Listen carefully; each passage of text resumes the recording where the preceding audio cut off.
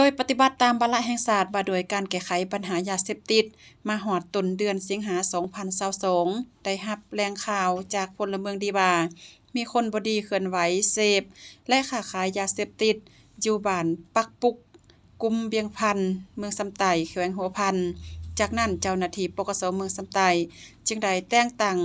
หน่วยงานวิชาเฉพาะลงไปติดตามเห็นว่ามีมูลความจริงแท้ตกมาฮอดตอนเช้าเวลา 8 โมงของวันที่30 มังกร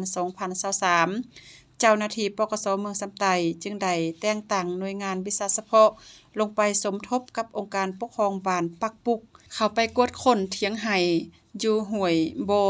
ทางไปเขื่อนไผผ่านน้ำซ้ำหนึ่งซึ่งเป็นเถียงไห่ของเฒ่าจาเซียลี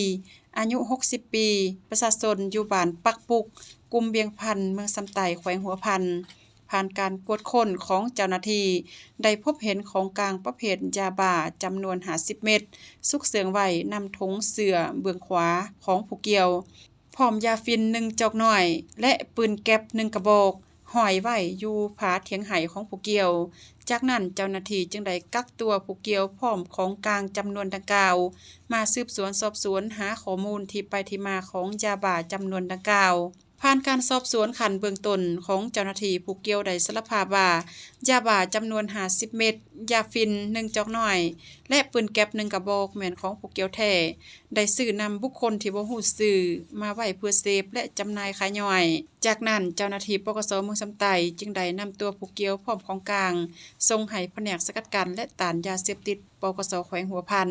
สืบต่อดำเนินคดีตามขั้นตอนของกฎหมายคืออุบาทอยู่ในสังคมทุกศาสตร์ระดมปราบปรามตั้งแต่นานมายาเสพติดชีวิตทุกคนมีค่า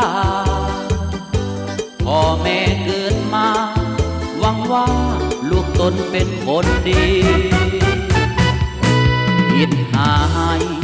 คนตายบาลายมากล้นขี้ลักนักบน